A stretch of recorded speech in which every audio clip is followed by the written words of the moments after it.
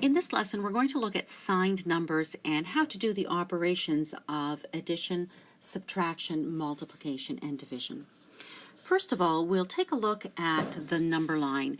And the number line we usually represent with 0 somewhere in the middle, and we count up as we go to the right. And as we go to the left, we go down.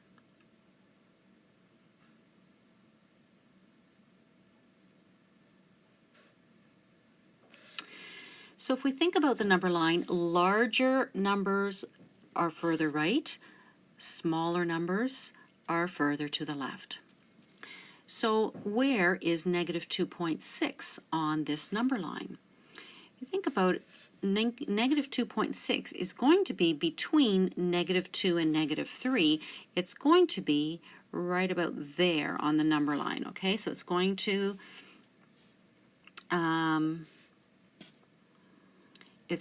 be less than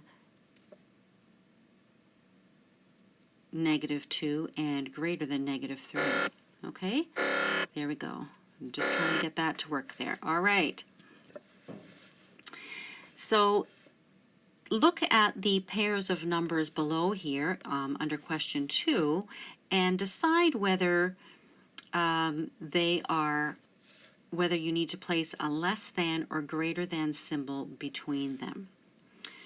So negative 12 and negative 15. You may, for that one, let's do B first, where we're looking at numbers that are actually on the number line that we showed above, okay? I'll just scroll down so you can see the number line again.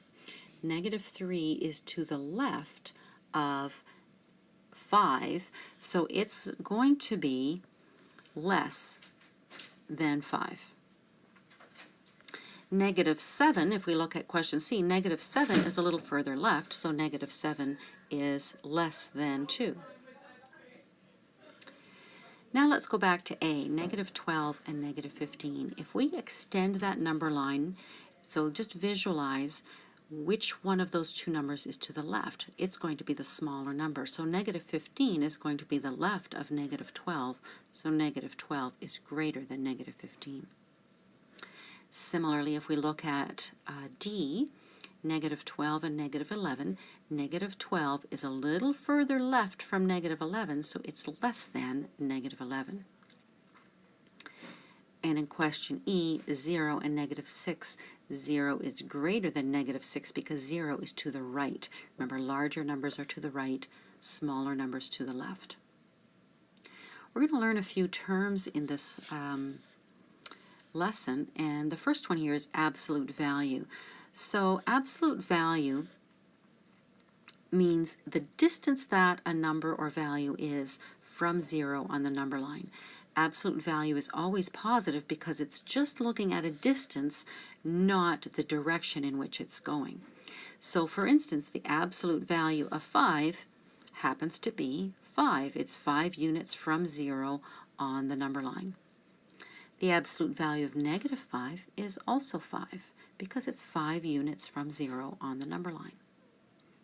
By definition, the absolute value of 0 is 0, and the absolute value of negative 233 will be positive 233. It's always a positive value, and it really designates the distance or how many units is it from 0 on the number line. Students have a lot of different ways of thinking about negative numbers that help them to visualize or conceive of how a negative number works, or of how a negative number, what it actually means. So one of the ways that we think about them is using the number line and thinking in terms of left and right. Okay, and thinking about left being smaller and right being larger numbers. Another way that we can think about it is thinking about temperature. And if you think about a thermostat, or a thermometer rather, it's like a vertical number line where the positives are up and the negative temperatures are lower down on the temperature. So a temperature of negative 40 degrees is a lot colder than negative 10 degrees, so it's a lower number or a smaller number. Okay? Other people use money to think of positive and negative numbers. So positive $10 means that you found $10 or earned $10. Negative $10 might mean that you lost it or that you owe it to somebody. And when you combine your debt or what you owe with what you've earned, then you're going to get a result. And the result may be positive or negative depending on which of those is larger. Others will use the idea of an elevator. And we'll think about going up and down levels on an elevator where the ground floor is 0 and the floors below ground are negative numbers and the floors above ground are positive numbers. And as you travel up and down an elevator, you can think of increasing or decreasing values. So now let's look at the process of addition for starters, okay? So if two numbers have the same sign, all we do is add the absolute values and use the common sign. So the sign stays the same, okay? So example A, 13 plus 7. We're adding two positive numbers. Our result is positive, and it's positive 20. If we look at B, we're adding two negative numbers. So the common sign is negative. Our answer is going to be negative. But just look at the values or the absolute values of those two numbers, 3 and 2.5. If we add those two numbers together, we get 5.5. So our result is 5.5. Negative 5.5 because they're both negative. In our third example here, we're adding two negatives. Let's get common denominators first, though, for them. So we've got negative 2/8 plus negative 5/8. So they're both negative, so the common sign is negative. And now we can just add the numbers. 2/8 plus 5/8 is 7/8. Okay? You could think of, and it might be easier with the numbers in B, the decimal numbers rather than the fractions, of those two negatives as owing money. So you might owe one person $3, you might owe somebody else $2.50. In total, you owe, which is why it's negative, $5.5. Okay? When two numbers have different signs, okay, so a positive and a negative, or a negative and a positive, the rule is subtract the absolute values and then use the sign of the number that's larger. Let me just scroll up here so we can look at the examples. So we're going to subtract the two numbers. Okay, don't just ignore the signs, think of them as both positive numbers, and use the sign of the number with the larger absolute value. So in example A, the sign of 7 is positive, the sign of negative 3 is negative. The absolute value of 7 is larger than the absolute value of negative 3, so 7 will give us our sign, so our answer is going to be positive. Then we can just subtract the numbers. 7 minus 3 gives me 4, and the result then is positive 4. It might be less obvious with the fractions here as to which is larger, so which one's going to have the sign. So let's convert them to common denominators first. So this will give us 9/12 plus negative 8/12. And now it's clear that the 9/12 is larger, so the positive number is larger, so our result will be positive. But 9/12 minus 8/12 is 1/12. And then if we look at our final example here, negative 22.5 plus 10, the larger of those two numbers is the negative one, so our result will be negative, and 22.5 minus 10 gives me 12.5. And that's one where we could think of, let's look at these whole number ones or decimal ones and think of them in terms of money. I have $7, or I earned $7, and then I lost, or I owe $3. When I combine those together, I'm left with $4. In example B here, I owe $22.5, but I found $10, or I earned $10. So when I combine those two results, I still owe $12.5. So it makes sense for that question to have a negative answer. All right, let's move on to the other operations. Once you know these two rules for addition, though, the rules for same signs and the rules for different signs, that really will help you for subtraction, and you'll see that subtraction then becomes a little simpler. We need to learn one new term again, though, so let's take a look at what opposite numbers mean, okay? When numbers are opposites, it means that they have the same absolute value, but they have different signs. So, for example, the opposite to 15 will be negative 15. And the opposite to negative 7 will be positive 7. So you just change the sign, but the value or the absolute value will stay the same. And now if you look at these two pairs of opposite numbers, what happens when you add them together? What do you get as your sum? What the result is of adding those two numbers? It's always the same, and it's always going to be 0. Negative 7 plus 7 is 0. 7 plus negative 7 is 0. And same with 15 and negative 15. So now we're going to look at the rule for subtracting signed numbers. So to subtract signed numbers, we're actually changing it to addition. We add the opposite of the second number to the first number. So just like when we were dividing fractions, we changed our division to multiplication of the reciprocal. Now too, when we subtract signed numbers, we can change it to addition, and what we're adding is the opposite of the second number. So let's take a look at the examples here. In this first example, I've got 6 minus 12. Well, to change that to addition, we'll just call that 6 plus negative 12. Okay, and the rule for adding two numbers that have different values is that we subtract them and use the sign of the larger number. So the larger number is the negative 12, so our result will be negative. 12 minus 6 is 6. So 6 minus 12 is the same as 6 plus negative 12, which gives us negative 6. Let's take a look at D here, where I'm subtracting a negative. Remember, we can change every subtraction to adding the opposite. So this becomes 5 plus positive 7 instead of subtracting a negative 7. So this ends up giving us 12 as our result. In class, I'll show you an example of how that works on the number line, a nice visual example to see why subtracting a negative ends up turning into a positive.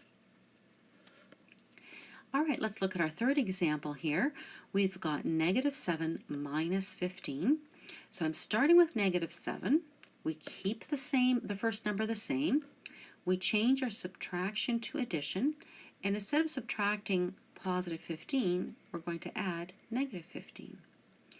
Now here we're adding two negative numbers, and remember the rule for that is add the two absolute values, so 7 plus 15 is 22, keep the common sign, so the common sign is negative. And one more, we're starting with negative 6/11, and we're going to subtract a negative 1 over 22. Let's do that and get common denominators at the same time. So if we multiply our numerator and denominator of 6/11 by 2, we'll have the correct denominator. So we still are starting with negative 12 over 22 then. And instead of subtracting a negative, we're going to add a positive. And we now have a positive 1 over 22.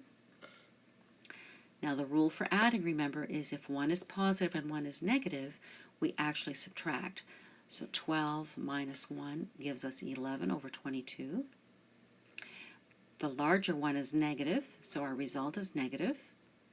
And the other thing to keep in mind when we're working with fractions, our final result always needs to be in lowest terms. So when we subtract when we have a negative 11 over 22, we can divide the numerator and denominator by 11, and we'll get negative 1/2.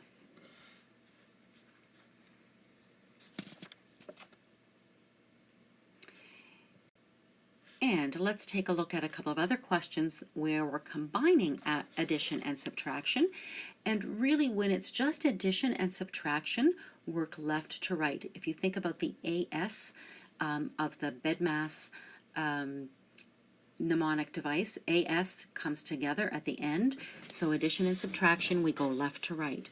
So in this one, we're going to start from -5. Oops.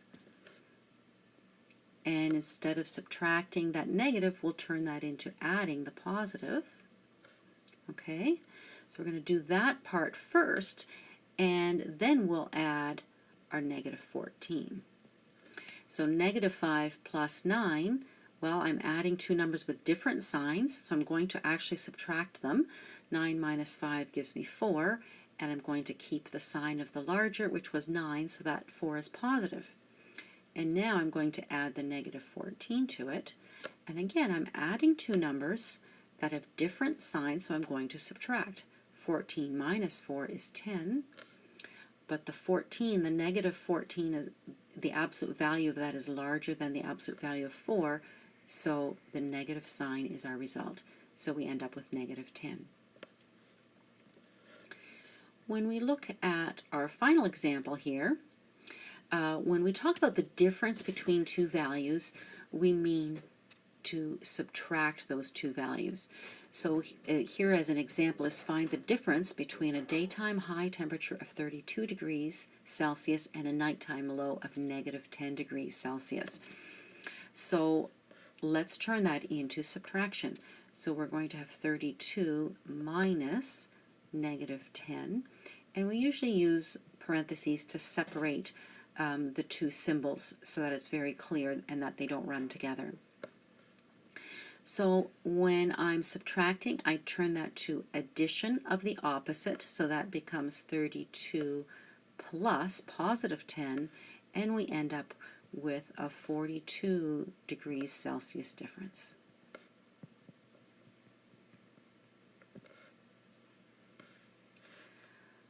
All right, let's take a look at multiplication and division. To multiply two numbers with different signs, multiply the absolute values, and the result is negative. Okay, so, and the same rule holds for dividing. If the two numbers have different signs, just still divide, and your result is negative.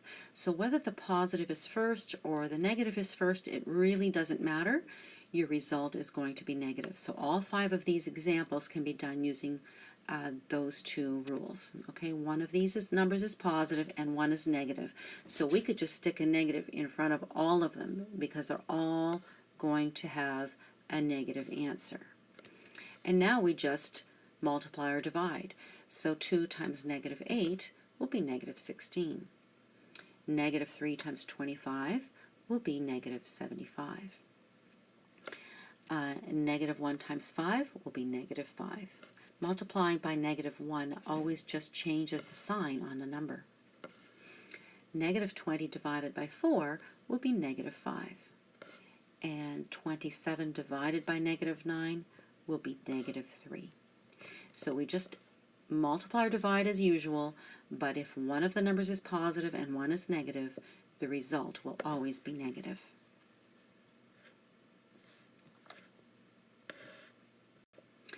And finally, to multiply or divide two numbers that have the same sign, multiply or divide the absolute values, and the result is going to be positive. So a negative times a negative will always give us a positive, and a negative divided by a negative will always give us a positive. So -3 times -4 gives us +12. -1/6 times -2/3 gives us +2/18, which is 1/9. And -25 divided by -5 gives us +5. And -6.3 divided by -0.9 gives us +7. So a negative times a negative gives us a positive, and a negative divided by a negative gives us a positive as well. So you'll see that multiplying and dividing is a little bit more straightforward than adding and subtracting, which is very nice. And that's it for this lesson.